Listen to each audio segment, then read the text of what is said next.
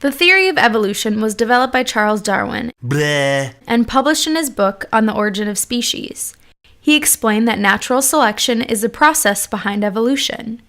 Charles Darwin developed his theories after his adventures upon the HMS Beagle. In his travels, he observed that creatures found on the islands he visited were similar to ones found on the mainland, but appeared to be slightly different. It wasn't until he returned home that he came to the conclusion that species are specially modified to their environments, and that's why they differ. He developed 4 conditions explaining why this happens. Darwin's theory of natural selection by descent with modification is testable and observable fact. Experiments have been conducted in the wild and in labs. Let's dive deeper into Darwin's 4 conditions.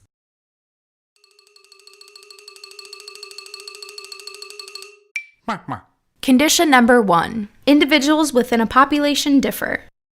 There are features that differ within populations of the same animal. In our case, the feature that varies between our giraffes is neck length. Some giraffes were born with long necks, some were born with short necks. Condition number 2. The differences are, at least in part, passed from parents to offspring. Darwin's descent with modification is the idea that offspring are fairly similar to their parents, with some genetic differences. Condition number 3. Some individuals are more successful at surviving and reproducing than others.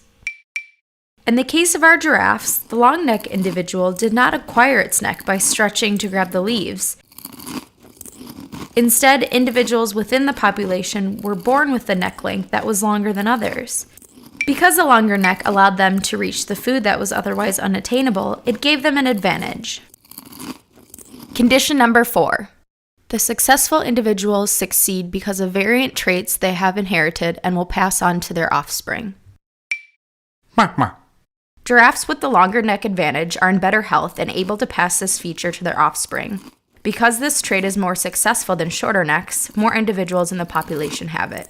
Over time, this process can result in populations that specialize for particular environments and may eventually result in emergence of new species. In other words, natural selection is an important process, though not the only process, by which evolution takes place within a population of organisms.